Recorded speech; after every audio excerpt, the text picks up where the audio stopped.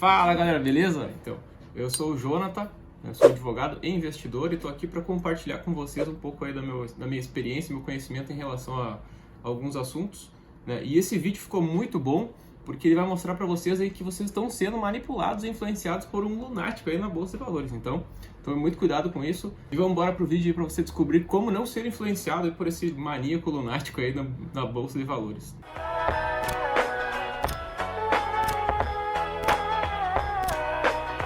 Yo, I ain't here for the money, I ain't here for the fame. Though it might be nice to own a jet plane, I'ma do it all for you. Come along and see it's true, but the world is pretty cold. Primeiro você precisa entender aí o que é esse maníaco lunático, né, cara? Todo mundo deve estar pensando, puta, o que é isso, né, cara? Tem alguma pessoa aí que tá me manipulando? Na verdade, não é bem uma pessoa, mas sim existe alguma coisa um fator aí que está te manipulando nos teus investimentos, que é o senhor mercado, né? Essa metáfora que foi criada pelo Benjamin Graham no livro O Investidor Inteligente, onde ele mostra para nós aí como os investidores, principalmente mais iniciantes, né, ou até mais experientes, às vezes não se dão conta que estão sendo influenciados, né, por um personagem externo, né, e deixando que esse personagem tome o controle muitas vezes dos teus investimentos e das tuas decisões. Na metáfora aí do senhor mercado, o Benjamin Graham ele mostra como seria se tu investisse em uma empresa de capital fechado e tivesse um sócio que seria o senhor mercado, né? Esse sócio ele seria uma pessoa meio maníaca, assim, meio compulsivo, e de certos momentos ele faria negócios contigo em relação às tuas ações, ou seja, né? Em determinado dia tu tem lá 10 mil ações da empresa e ele tem 10 mil ações da empresa. Vocês são sócios igualitários nessa empresa de capital fechado, ok?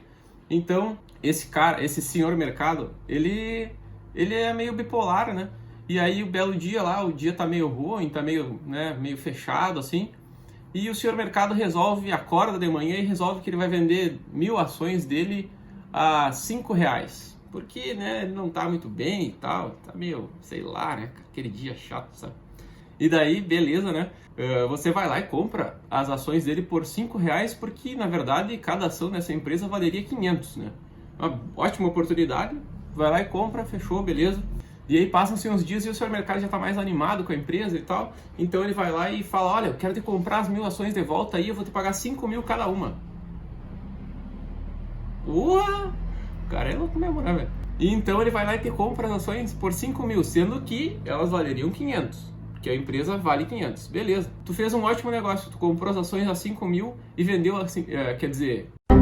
Então tu fez um ótimo negócio, né? Porque tu comprou as ações a R$5 e vendeu a 5 mil. Mas o senhor mercado fez um péssimo negócio. E é esse que é o problema, entendeu? Nessa situação aí, eu narrei um ponto positivo para ti. Mas o que acontece na Bolsa de Valores, no mercado financeiro, na verdade, é geralmente o contrário. Ou seja, a pessoa vê que o senhor mercado está negociando as ações dele a um preço baixíssimo, vai lá e negocia as dela também, achando que o senhor mercado é o cara que decide. Mas não, é tu que decide. O valor de uma empresa não é o valor da ação. As pessoas têm que aprender essa distinção aí entre o valor das ações e o valor da empresa, né?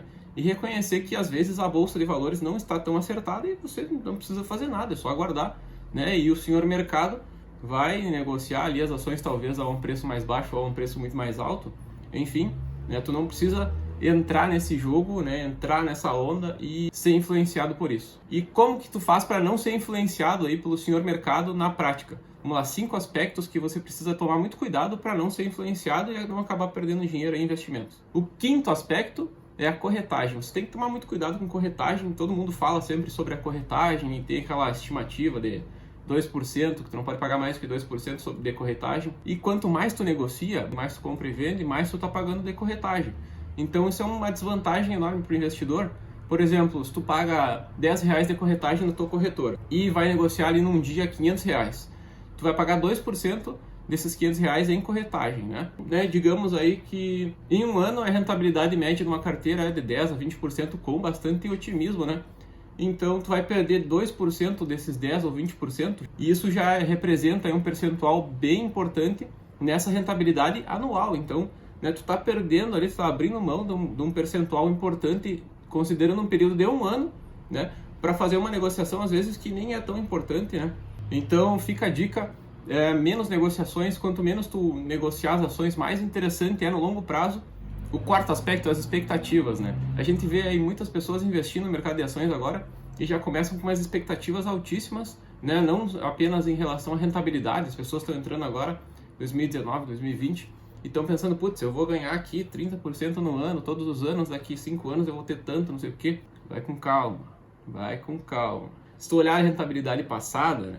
O negócio não era bem assim, né, cara? O negócio era um pouquinho mais lento, mais dramático. Então nós estamos agora aí num momento em que a bolsa tá, né, num otimismo, num mercado de alta muito bom, mas isso não vai ser para sempre. Então tem que ter em mente aí que, né, não adianta tu gerar expectativas muito altas em relação aos investimentos, e do mesmo modo não adianta tu gerar expectativas muito altas em relação a algumas empresas, né? As pessoas veem assim, aquele banco lá, né, vai ser um monstro, vai crescer, vai superar todos os outros bancos porque ele é revolucionário e tal, não vou citar nomes, e daí negociando o PL dele a 100, ó, sei lá. Nossa, cara, o banco tem que crescer muito mesmo, né? E se ele não crescer, o capital dele vai reduzir até chegar no equivalente lá, entendeu? Ao valor da empresa, ao valor da ação. Isso é uma regra, cara. Quando começa o mercado de baixa, o preço da ação vai equilibrar com o valor da empresa. Então, muito cuidado com as expectativas, né? Essas empresas de crescimento muito alto, às vezes as pessoas, putz, mas a empresa cresce muito rápido, então eu tenho que investir nessa empresa. Então tem uma estratégia, não crie expectativas, não compre ideias, não fique, né, sei lá, pensando que vai ficar multimilionário por causa de uma ação só. São vários aspectos aí que podem acontecer para te ganhar bastante dinheiro, mas não envolva a emoção nos teus investimentos, isso não é muito bom, geralmente leva ao fracasso. O terceiro aspecto é o risco, né? Você tem que tomar muito cuidado com relação aos riscos dos investimentos. Eu vejo as pessoas às vezes falando, mas investir em small cap dá muito mais retorno, né? Investir em empresa tal dá muito mais retorno. Tenha uma estratégia e saiba diversificar aí, né, a tua carteira de investimentos, não somente em ações, né, claro. Tem que ter renda fixa, né, tem que ter aí talvez fundos imobiliários, ter ações nos Estados Unidos para ter uma equivalência com o dólar. Essa diversificação ela é muito importante na carteira para te manter equilibrado aí no risco, e também é importante tu não ter apenas um tipo de ação ou uma ação de algum setor específico porque tu acha que vai crescer muito mais, porque o risco também se amplia muito. Se aquele setor for afetado, por exemplo, agora nós estamos, enquanto eu estou gravando o vídeo, a gente está com aquele problema do coronavírus aí no mundo, então deu para ver que o minério de ferro caiu um monte, o petróleo caiu bastante. Então, se tu tivesse, por exemplo, só empresas de petróleo na tua carteira, confiando que o petróleo ia subir, né, nesse momento teve um prejuízo já, entendeu? Por isso que é importante tu ter uma carteira diversificada, né? Não aposta somente em small caps, porque eu vejo o pessoal às vezes fala, putz, small caps é o futuro, porque está crescendo muito, cresce muito mais que as outras ações. Small caps crescem porque nós estamos num mercado de alta. Agora imagina numa crise, né, essas empresas pequenas, elas não têm muito caixa, estão investindo muito, estão às vezes se endividando bastante para investir, para crescer. Então são questões bastante complexas, e a diversificação é o que te protege desse tipo de situação, entendeu?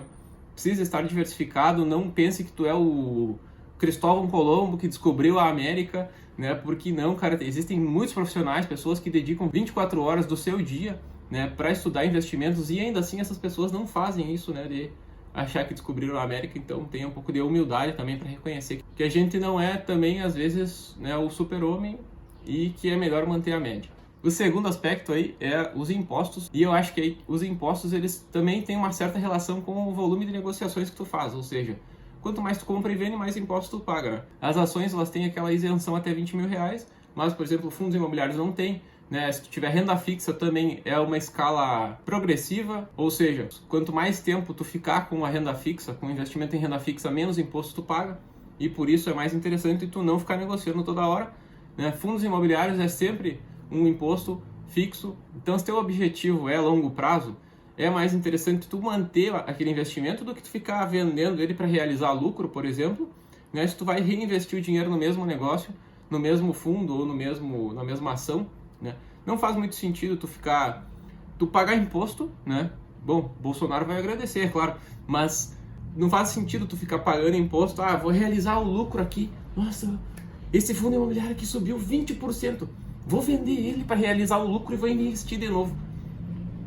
Tá de palhaçada comigo, cara. Tu vai pagar 20% de imposto para quê, velho? Não tem nenhum sentido tu pagar só para realizar um lucro, para reinvestir no mesmo negócio, no mesmo ativo, né? Ou até que mesmo que seja um outro ativo, mas, enfim, né? Será que realmente vai ter essa diferença numa rentabilidade futura, né? No longuíssimo prazo? Talvez não tenha nenhuma diferença, talvez até tu acabe perdendo dinheiro por fazer esse negócio. Então, repense aí, às vezes, essa questão de vender, negociar as ações ou investimentos, ou fundos imobiliários, ou renda fixa, né, num curto prazo, num prazo menor, às vezes para realizar um lucro, para mudar o investimento de um lugar para o outro, porque talvez isso acabe fazendo tu perder dinheiro e pagando mais impostos do que o necessário. E por fim, aí o número 1, que é o comportamento. Esse é o mais importante, né? É o teu comportamento nos investimentos, o teu modo de pensar. E para isso tem uma frase muito interessante do Benjamin Graham, que é: investir não significa ganhar dos outros em seu jogo, significa controlar-se em seu próprio jogo. Ou seja, no fim das contas, você é o seu pior inimigo nos investimentos, né? Você que tem que tomar cuidado aí para não, como eu já falei antes, negociar demais, talvez em alguns momentos ser influenciado pelo mercado para comprar ações na alta, vender na baixa, e ficar seguindo essa tendência geral aí do mercado, né, que é de criar expectativa demais às vezes em alguns ativos e expectativa de menos em algumas ações que talvez sejam mais interessantes. E a ideia geral aí é que você não precisa vencer os outros nos investimentos. As pessoas às vezes ficam nessa competição, né? Ah, mas eu tenho que ganhar, né, da média, eu tenho que ganhar do Ibovespa, eu tenho que não sei o que.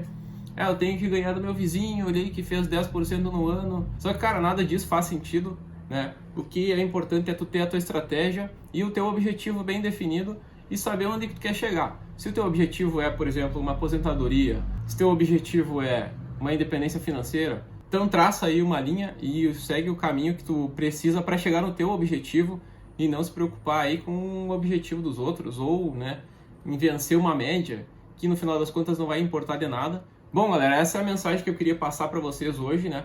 Muito cuidado ao investir em ações, né? E de forma geral, investir para não ser manipulado pelo mercado, né?